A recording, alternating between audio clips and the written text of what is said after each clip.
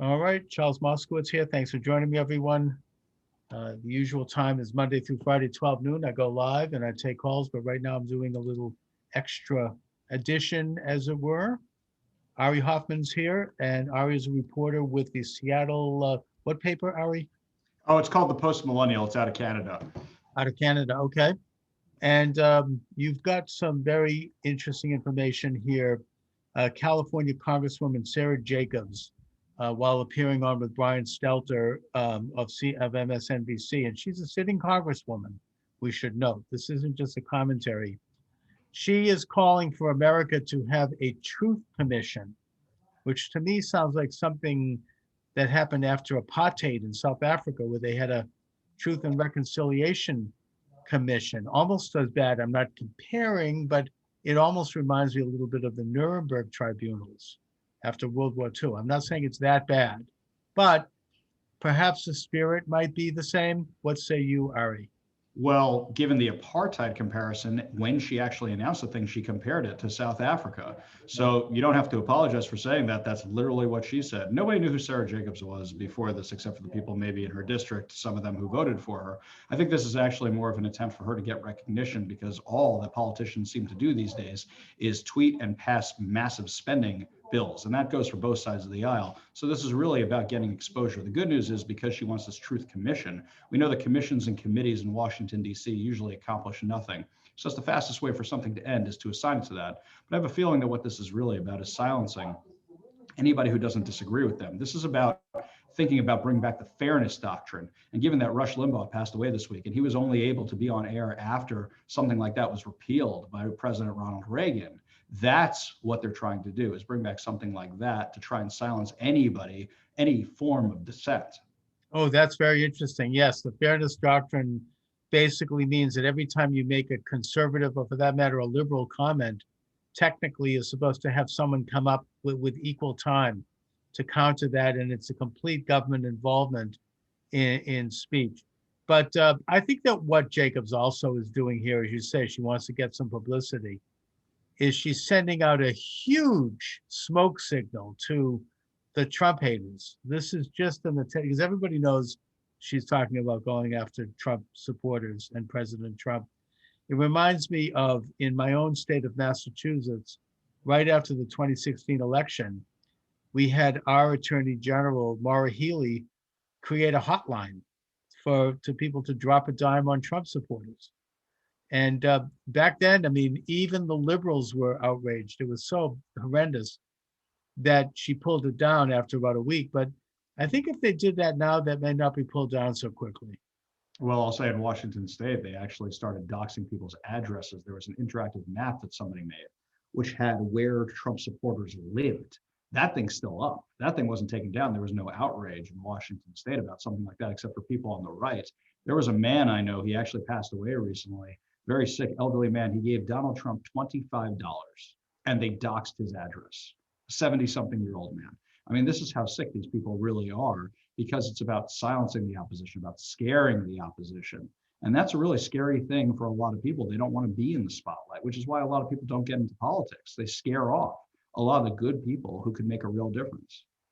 Oh, I think it's quite open. I mean, not to get into a subject that's going to get me censored on YouTube, but I will simply isolate this comment to note that during the Michigan election, when there was some questions of improprieties in Wayne County, which is where Detroit is, and there were two canvassers who did not refuse to certify the vote there because they felt that there had been serious questions to the point where there needed to be a full audit by the Secretary of State, who of course refused to do it.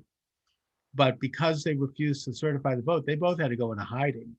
You had in that state, people in that city and a local state rep saying, you're doing this because you've got something against Black people, and we don't know what anyone's race is here, and therefore we're going to expose you and your family, and we know where you live, and we know where your children go to school. And there was nothing said about that in the media. In fact, the hatred that surrounded this whole issue actually would give a pass to that. And literally they went into hiding. I think eventually they caved. and they did certify that vote. So, we're looking at a very fascistic development here. And if you're going to have Congress investigating people because of their opinions, that is what they do in communist and Nazi countries, socialist and fascist countries. Well, you need to think about it this way. There's a thing I call the horseshoe theory. If you imagine a horseshoe, the far right and the far left are closer to each other than they are to the center. And they don't want to admit how much they have in common. I'll give you a story just because your story reminded me of this. But when I was running for political office here in Seattle, some socialist activists decided to put death threats, anti-Semitic death threats against me and my family on 8chan, which is a right-wing hate site. So they pretended to be neo-Nazis to post these about us. And they posted it up there. And my family was petrified. Now, here's the thing. Nobody in the Seattle government, who are all Democrats and socialists, condemned it. None of them. The mayor eventually, after a lot of pressure, wrote a letter to one Jewish agency. She wouldn't even put it on her website. Meanwhile, another candidate who's an African American, somebody wrote a slur on his yard sign, which is wrong, is reprehensible. Within an hour, he had condemnations against whoever did this from every elected city official. The double standard is palpable. They didn't like me because they perceived me as a right-wing conservative. And even though they were anti-Semitic death threats and had nothing to do with my political ideology, they couldn't bring themselves to condemn it. Well, I mean, there's a high level of racialization right now in this country. It's becoming very almost a scientizing and weaponizing of race to the point where you're going to lift up a rock on anyone that doesn't genuflect to the left and see if they were seen. Like 1972, they were seen in a hotel with David Duke. I don't know what, something, and then suddenly they're destroyed because they proved that they have something against Black men and women, which of course is not only is a complete lie, but it actually denigrates genuine racism in this country, where we could actually take a look at racist policies that have damaged the Black community, most of which were pushed by the left. Now, you say, Ari, that you ran in Seattle. Last summer, Seattle had what Mayor Durkin called the Summer of Love. Talk about it. What happened? The armed occupation of a city in the United States, which our own governor, Governor Jay Inslee, said he didn't know anything about. He said it was news to him and he didn't trust it because it didn't come from any credible news source when asked about it by, I believe it was the Associated Press. I see. And he does he not live in Seattle? I mean, what the hell? Doesn't he kind of walk around the corner and take a look at CHOP? He lives in Bainbridge Island. And if you know anything about Bainbridge Island, that's a schlep to get to, as we say. You got to take ferry boats to get there. Or he's in Olympia, which is also in the middle of nowhere. Right. So he's in one of those two places, but still not knowing that there's an armed occupation by Antifa and BLM activists of the biggest city in your state. Really? It was being streamed all over the internet. It was national news. International news. Yeah, it was national. I was there many times, and what was amazing was it was socialism in action. And you saw that people didn't have water, didn't have food. The government had to start bringing things in for people. The government spent over $1 million building walls and security for the armed occupiers. They can continue to occupy the location. Rapes, robberies, murders, crime skyrocketed 250%. 6 African-American men were shot. To my knowledge, only one of the shooters has been apprehended. I don't remember what's going on with his trial at this time, but the other ones remain at large. So somebody decided, oh, we don't need to look into any of this. So tell me, how is any of that helping the cause of racial justice, of equity, of social equity and equality, whatever other word salad they want to use on this? And it was a complete disaster. Businesses were suffering, residents were suffering. And then my favorite part was the liberal media was saying, oh, you're making this up. It's a summer of love. It's a street party. It's a block party. So they just went into complete denial that this wasn't happening, basically. Right. And right. it's still going. You should ask the parents of those kids that died if it happened or not. Yeah, and there was an increase in crime, particularly against minorities. You had a lawless area where people, I think, live or they work there. They can't get there. And the whole thing was basically, hey, look the other way. Now, what about average people in the city of Seattle? I know that they're probably liberal, left-leaning, but I mean, how did that, I can't imagine that going over too well. Well, it didn't, but Seattle voters have very short-term memory. The Seattle City Council had a 20% approval rating before the last election, and they overwhelmingly reelected them. And they doubled down on the new candidates. They put in more socialist, more Marxist candidates as opposed to the ones that were there beforehand, which now, in hindsight, are pretty moderate given that they were to the left, but not the hard left. With regards to the mayor, there's a mayor's race this year, and the president of the Seattle City Council, who is presiding over this debacle, is the front-running candidate for mayor of Seattle. So Seattle people keep doubling down on stupid. So then there's no, I mean, is there any semblance of a Republican Party or even any kind of normal moderate Democrats involved in Seattle politics at all? There is, but I think a lot of people with common sense have moved out of town and they don't get involved in voting. A lot of the Republicans live outside of the city of Seattle. It's like the state of New York. They live outside the area. And since the majority of the population is Seattle, Tacoma, Olympia, that controls the voting for the entire state. The other thing that they do here is ballot harvesting is legal here. Oh, yeah. So I was going to ask you about that because Seattle was one of the first states of Washington to have an all online voting system where they don't. Oh, it's mail. It's mail. It's not online. Mail? I mean, mail. Okay. So you can't actually go to an old fashioned polling place and vote. And, well, you can, but they'll hand you the same thing you get in the mail. So it's almost not worth it. Right. And do they have like the boxes and everything? I mean, we have to be careful talking about this because that could be censored. So well, no, it's fact. I mean, if they get mad at you, this is actually the fact of what's doesn't matter if it's the fact. Yeah, I'm not alleging. A lot of facts. Right. They don't care about the facts. No. We're not alleging anything here. All I'm saying is this is exactly what happens is that they have these mail-in ballots and people drive around collecting these ballots on behalf of a party. And then they bring them in. So what happens is you have these massive ballot dumps. After the election is already done, you think, oh, it looks like this guy's in the lead from the early results, but they haven't counted those other ones yet because they came in right before the deadline. So then you get these bags full of ballots wherever they come from, and those are what's submitted. Now, right now, this is all entirely legal. All you have to do is sign your name and hand it over to somebody, and they can fill it out however they want for you. Now, that's what's called ballot harvesting. And I think that, again, I want to tread carefully here, but that's what happened in the 6 contested states. You had, like, after the election, all of a sudden these huge spikes where people, like vans were pulling up in the case of Detroit into the back of the big building, the county building there with whole pallets of votes. And that they assumedly were gathered by harvesters. Now, the harvesting, I mean, isn't there any means to verify the voter or to cross-check? I mean, here in Massachusetts, we may be pretty liberal, but when it comes, we're in many ways very conservative. You have to, like myself and my family, we voted through absentee ballots, but you request it, there's a sealed, like envelope inside an envelope. You have to sign it. Your signature is checked at the clerk's office. Anything like that going on in Washington, or is it just, I mean, who knows who cast that ballot? We have a lot of that. That's not what concerns me. Okay. Because you can still harvest a legitimate ballot from somebody and use that. What concerns me is we have same-day voter registration in the state. And all you have to do is show them a utility bill of your address in order to prove that now you live in the state. So theoretically, you can live somewhere else, show up and vote that day. That's the bigger concern. Well, I mean, that's what happened. And again, I'm getting into a tricky sort of topic here, but this is what happened in New Hampshire in 2016 and probably happened again. You had Massachusetts people driving across the border, getting an address, saying that they intended to move there, and then showing up with that ID and voting, and then going back home.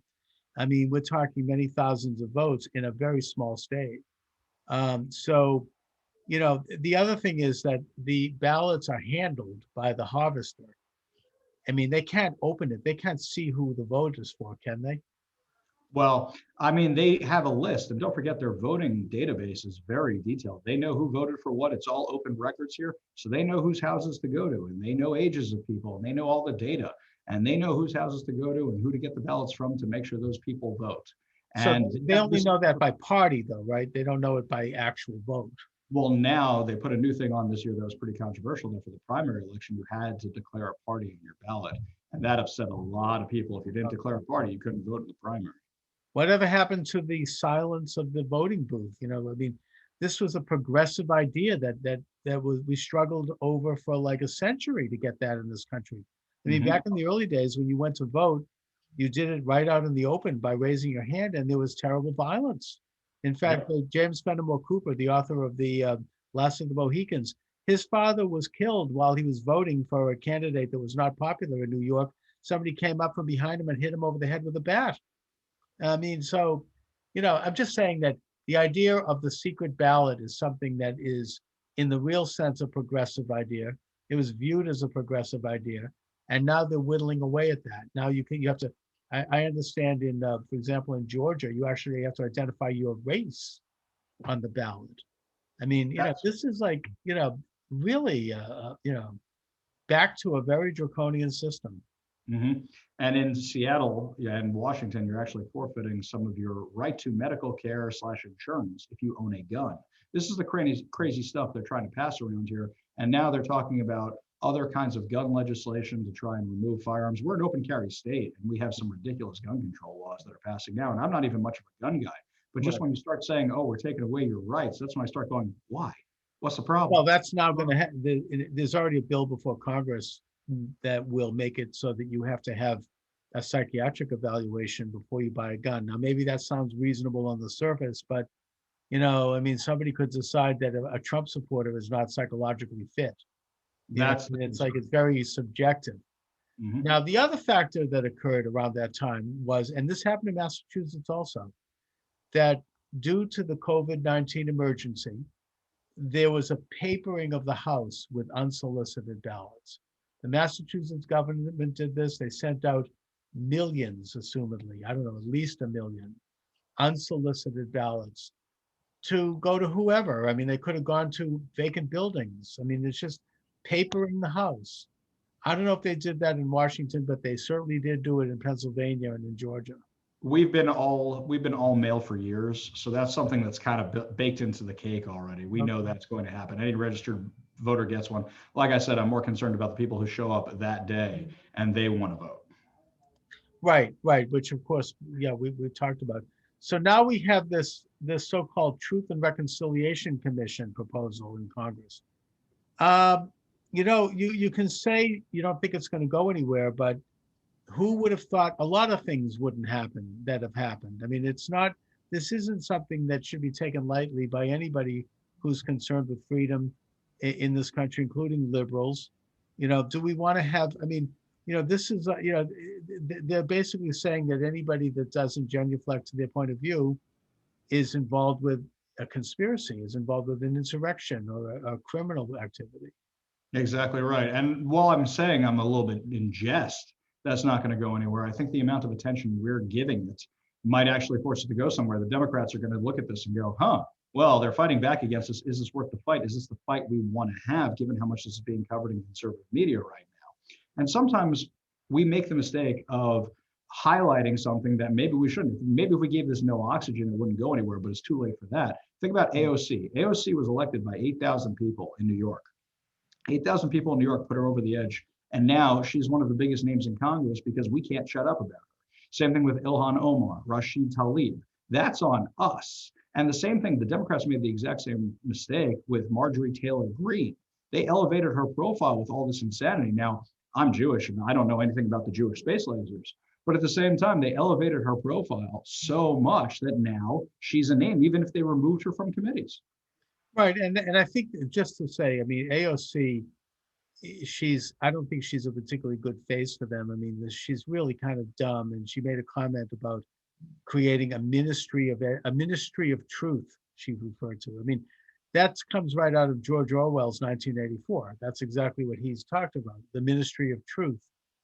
And to me, this is one of those moments which is a good public education in terms of what's going on here. Who gets to decide what's the truth and this ministry. And as far as Taylor Greene goes, I think that she made some stupid comment about the Rothschilds paying for like space, some nut thing.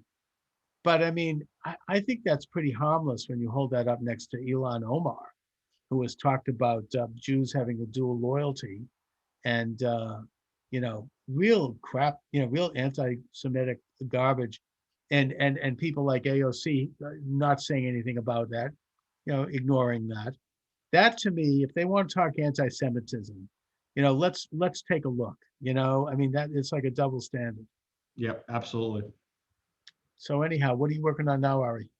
Oh, right now I'm working on the fact that I think that the governor of Washington may have sent COVID positive patients into nursing homes. It seems like actually this is a Democrat mindset and what they did. Now, here's the thing.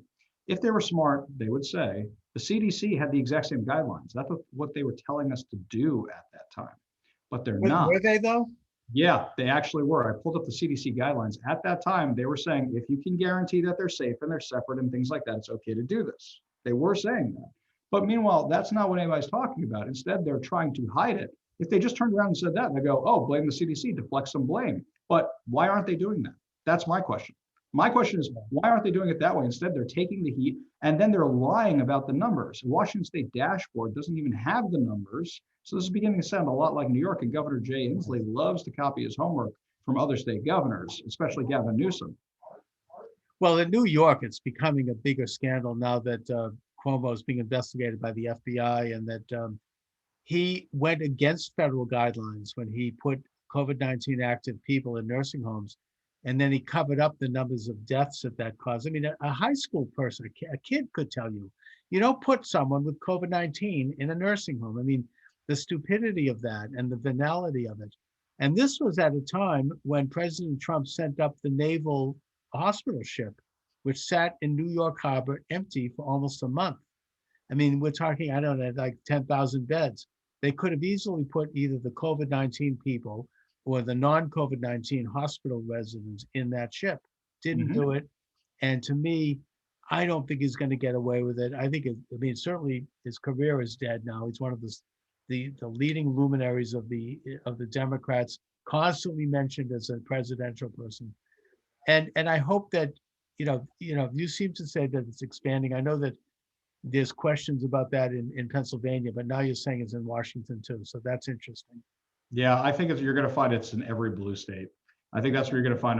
You're going to find the people that just followed the CDC guidelines or said, "Hey, I'm going to do what the other guys are doing." That's what you're going to find. It seems like have been a group effort because don't forget they all coordinate their messaging. So why won't they all coordinate their responses too? Yeah, I mean, to me, it almost borders on a genocidal agenda, but that's another subject. Anyways, Ari, listen, I want to thank you for joining me. Do you want to send my viewers and listeners to any particular websites?